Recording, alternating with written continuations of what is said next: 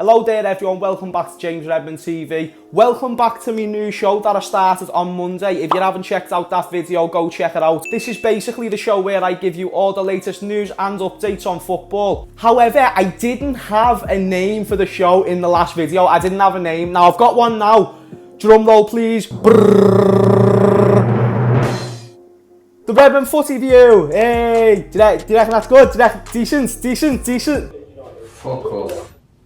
No, shit, I know it's shit. I just couldn't think of a name, mate, like, it's everyone. But I don't know, the Redmond Footy View is what it can be called for now. But if you can obviously think of anything better, then just leave it in the comments down below and help a brother out, please.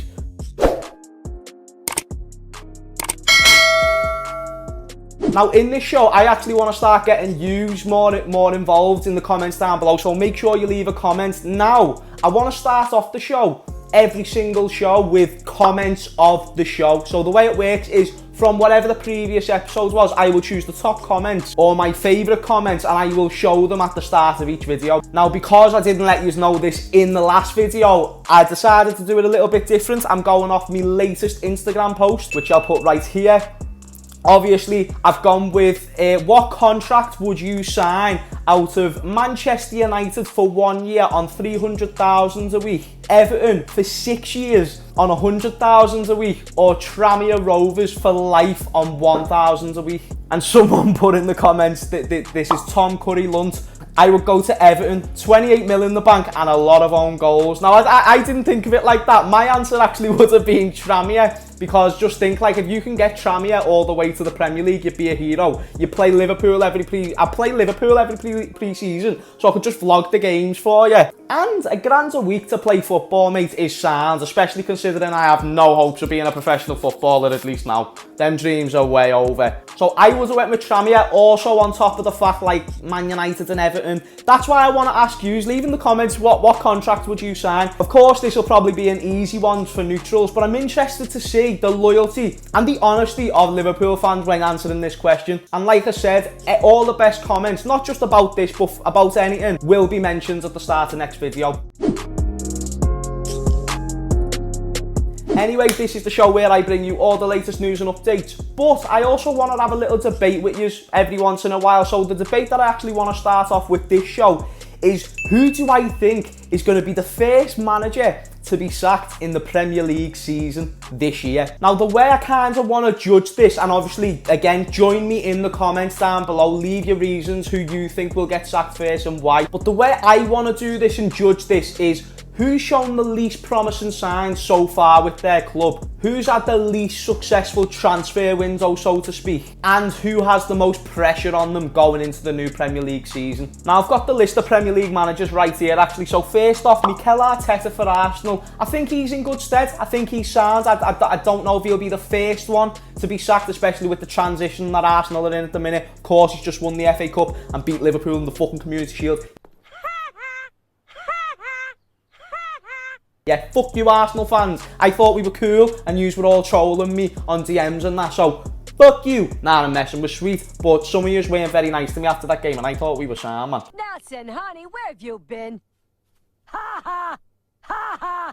Ha ha! Obviously, people like David Moyes, he's in his second stint at West Ham United. West Ham just haven't really shown much improvement over recent years. David Moyes, I swear he had a poor record towards the dead end of last season. Let me talk about people like Jose Mourinho for Tottenham. Let me talk about the Ole Gunnar Solskjaers. Let me talk about the Frank Lampards, because when you talk about them three managers, let's talk about Jose Mourinho first.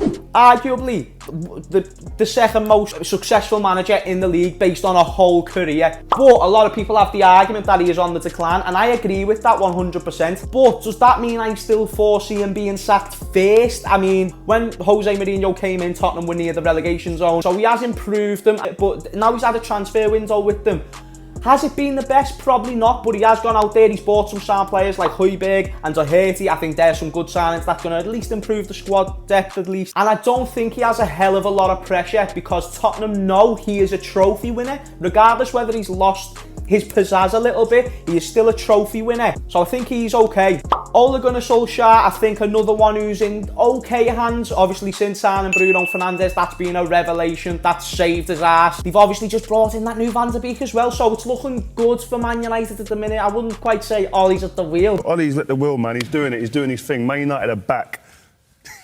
But you know, like, he's doing alright, and I wouldn't say, if you're talking about a manager who's going to be sacked first, then it's another story. But the one that I'm very interested about, and I think this is the team that you've got to watch, is Chelsea. Frank Lampard, mate, what's going to happen with Chelsea? Because they've had a great transfer window, easily best transfer window in the league, probably the world. Shown great signs last year. But when you talk about the pressure that is on Chelsea right now, mate, is unreal. Because if they don't deliver, if they show any signs that they're not even in the top 4 race next season, then you could say it's doomsday for Frank Lampard. I know they've got this love connection and that, but I think it's going to be mad. Oh, I'm so excited for next season. Let me know in the comments down below, who do you think? If I had to have a guess, I'll go with a non-controversial manager, because I just can't decide out of the top ones. Like, I would say Lampard, but I do think he'll do all right. I think they're all quite safe, actually.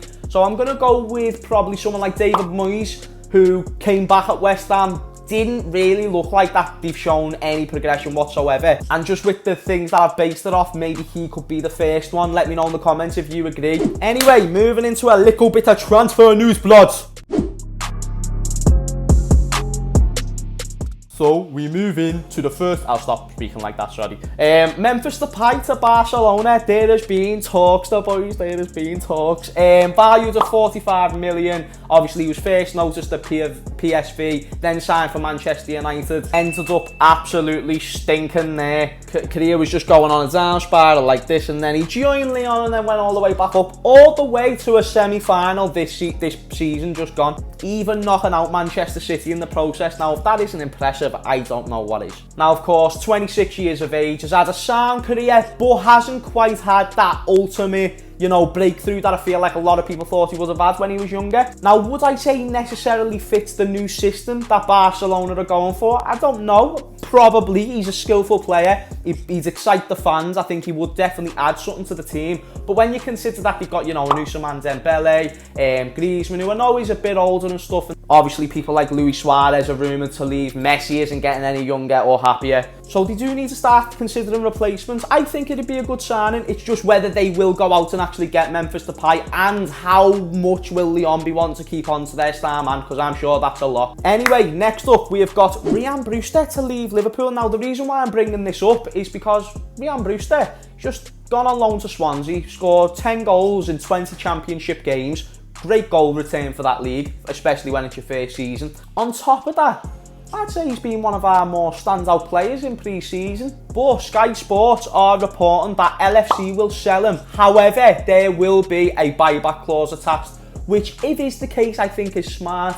But I've never seen a buyback clause go well. Like, I remember when we whacked it on Jordan Ibe a few years ago, and it just meant absolutely nothing in the end. But I don't know, do you think that Brewster is ready for Liverpool, at least as a backup striker? Or do you think that he does need to take another loan spell? Do you think that's the approach that Liverpool should take? Or do you think his days are numbered? He's never really going to make that breakthrough. You don't think he's going to reach that other level, and he should leave. And then last bit of transfer news, we've got Manchester City still pursuing big boy players, big boy players, yeah. Obviously, they've just had the fall through of Lionel Messi joining. You know what happened there, Barcelona, chairman's a cunt. But they are still pursuing Koulibaly from Napoli. Now, the talk and rumoured fee is around 75 million. And listen, mate, Koulibaly just answers a hell of a lot of questions for Manchester City's defence, in my opinion. And I think everybody can agree with that. Of course, Manchester City have a sound defence already. I think the full-backs lack a little bit. I think Kyle Walker's sound.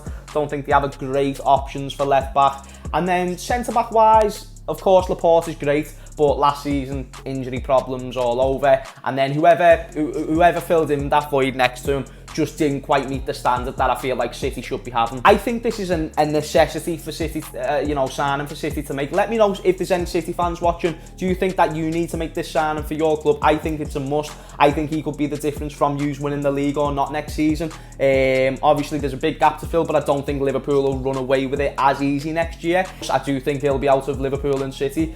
Premier League predictions video coming soon, by the way. Yeah, mate, think this is a must. Let me know in the comments down below, what do you think about this transfer? Do you think it's going to happen? And right, so we're nearly towards the end of the video, but the way I'm going to start ending these shows, and be sure to leave a like if you have enjoyed this one so far and you liked what I've done with the Redmond footy view.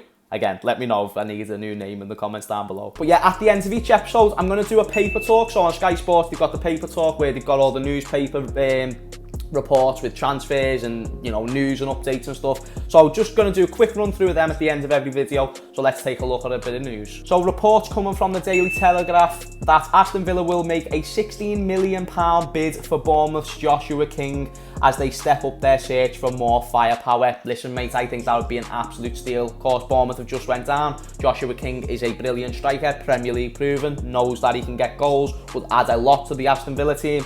Go for it. Bit more news on Ryan Brewster here. Aston Villa. Oh, no, fuck that. Here's a bit of news for you. A bit of COVID controversy here with Paris and the French national team after they failed to inform the club, PSG, Kylian Mbappe had tested positive for coronavirus. That is just a bit serious. Like, French national team, FA, or whatever the fuck your name is. That's a bit bad. Just say it, like, that's not ideal with the whole situation that the world's in. Here's a bit of news for the Newcastle fans to finish the video. Newcastle could strip Joe Linton of the club's famous number 9 shirt and hand it to the new signing, Callum Wilson. Let me know what you think of that in the comments down below, because I don't think Joe Linton's that bad. Am I wrong there? Like, is he bad and I just don't know my football? I could be, but Callum Wilson is a great signing. Bloody hell, you just realise how many, like, proper decent players Bournemouth had, do you know what I mean? And, you know, Callum Wilson was always a sound striker for them. But anyway, that has been another episode of the Redmond Footy View. Hopefully you enjoyed. Hopefully you've left a few comments. Hopefully you're interacting, because I want to start getting yous involved with this show. I want to start making this show more about us. Of course, I've just started, so the production isn't going to be great. But over time, I promise I am going to make this show a lot better. And there's going to be a lot of content coming your way this season. So make sure you're subscribed. Make sure you're liked. Make sure you're following the socials, because this season is gonna be boss.